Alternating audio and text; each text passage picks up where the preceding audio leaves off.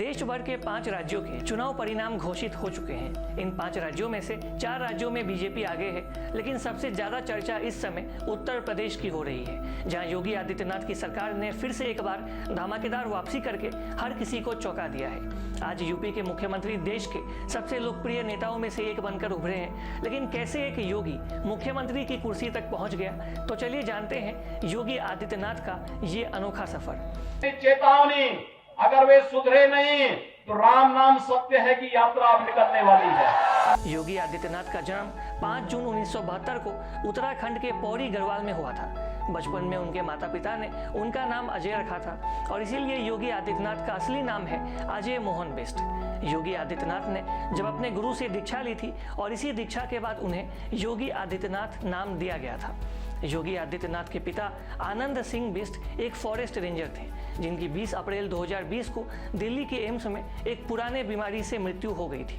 वहीं योगी आदित्यनाथ की मां सावित्री देवी एक सामान्य घर का कामकाज संभालने वाली महिला है। योगी आदित्यनाथ अपने परिवार में 4 भाइयों और 3 बहनों के बीच दूसरे स्थान पर हैं। योगी आदित्यनाथ की बहन शशि, जो कि योगी की 3 बहनों में सबसे बड़ी है, वो उत्तराखंड में आज भी एक चाय की दुकान चलाती है और एक सामान्य जीवन जीती है। इसके अलावा योगी आदित्यनाथ के सबसे छोटे भाई, जिनका नाम शैलेंद्र मोहन है, वो गढ़वाल स्काउट्स यूनिट में एक सूबेदार के पद पर हैं और भारत चीन सीमा के पास वो तैनात हैं। योगी आदित्यनाथ ने अपनी प्राथमिक शिक्षा पौड़ी और ऋषिकेश के स्थानीय स्कूलों से प्राप्त की थी।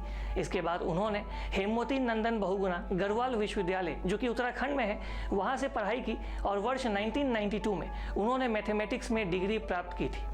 इसके बाद 1990 के दशक के मध्य में उन्होंने अयोध्या के राम मंदिर आंदोलन में शामिल होने के लिए अपना घर परिवार छोड़ दिया था। इस दौरान उनकी मुलाकात गोरखनाथ मठ के पूर्व महंत, जिनका नाम महंत अवैधनाथ था और जो गोरखनाथ मंदिर के मुख्य पुजारी भी थे, उनसे हुई। महंत अवैधनाथ से योगी आदित्यनाथ को काफ़ी प्रेरणा मिली थी। महंत अवैधनाथ ने एक बार योगी आदित्यनाथ के पिता से मुलाकात की थी और उनसे कहा था कि उनके 3 और बेटे हैं और इसीलिए वो योगी आदित्यनाथ को उनका शिष्य बनने दे, जिस पर योगी आदित्यनाथ के पिता खुशी खुशी राजी हो गए थे।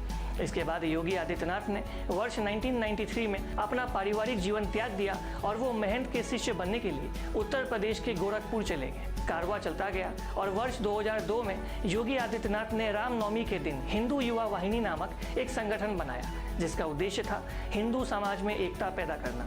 दरअसल वर्ष 2002 में गुजरात में दंगे शुरू हो गए थे और जिसमें कई सारे हिंदू को अपनी जान गंवानी पड़ी थी और इसीलिए योगी को ऐसा लगा कि हिंदुओं के बीच एकता पैदा करना काफ़ी आवश्यक है और इसीलिए उन्होंने हिंदू युवा वाहिनी की स्थापना की थी। वहीं योगी आदित्यनाथ का राजनीतिक सफर वर्ष 1996 में शुरू हुआ था, जब उन्हें महंत अवैधनाथ के चुनाव अभियान के प्रबंधन की जिम्मेवारी सौंपी गई थी। इसके बाद वर्ष 1998 में जब महंत अवैधनाथ ने चुनावी जीवन से संन्यास ले लिया, तो उन्होंने गोरखपुर सीट से योगी आदित्यनाथ को नामित किया था। इसी के बाद योगी ने उत्तर प्रदेश के गोरखपुर से लोकसभा चुनाव लड़ा और जीत हासिल की। वो 26 साल की उम्र में 12वीं लोकसभा में सबसे कम उम्र के उस समय सांसद बने थे। इसके बाद योगी ने वर्ष 1998 से 2014 तक लगातार 5 बार लोकसभा चुनाव जीता। वहीं वर्ष 2014 के लोकसभा चुनाव में योगी आदित्यनाथ ने 1 लाख से ज़्यादा के अंतर से लोकसभा चुनाव जीता था। उस समय योगी आदित्यनाथ की लोकप्रियता इतनी बढ़ती चली गई कि न सिर्फ गोरखपुर बल्कि पूरे ईस्टर्न उत्तर प्रदेश में योगी फैक्टर का असर दिखने लगा। वहीं वर्ष 2017 में भारतीय जनता पार्टी ने उत्तर प्रदेश विधानसभा चुनाव में भारी बहुमत के साथ जीत हासिल की। उस समय बीजेपी को यूपी में किसी लोकप्रिय मुख्यमंत्री की तलाश थी और वो तलाश योगी आदित्यनाथ के रूप में पूरी हुई। योगी आदित्यनाथ को 18 मार्च 2017 को यूपी के मुख्यमंत्री के रूप में घोषित किया गया था। उन्होंने अगले ही दिन यानी कि 19 मार्च 2017 को यूपी के मुख्यमंत्री के रूप में शपथ ली थी।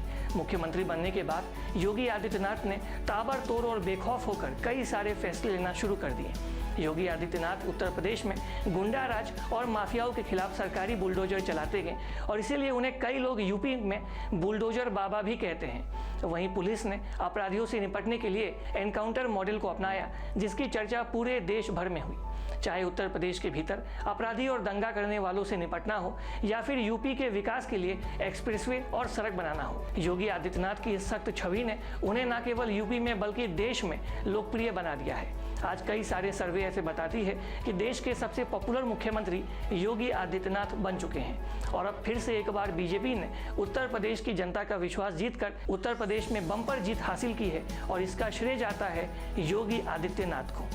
आप इस पूरे खबर को लेकर क्या सोचते हैं? आपकी जो भी राय है आप कमेंट बॉक्स में आए, आपकी राय को हमारे साथ अवश्य शेयर करें और अधिक खबरों के लिए आप लगातार देखते रहिए ईस्ट न्यूज़। हमारी फेसबुक, यूट्यूब, इंस्टाग्राम पेज को लाइक करें, शेयर करें और सब्सक्राइब करें। तब तक के लिए आप सभी को हमारा धन्यवाद। Thanks for watching. Please subscribe and hit the bell icon.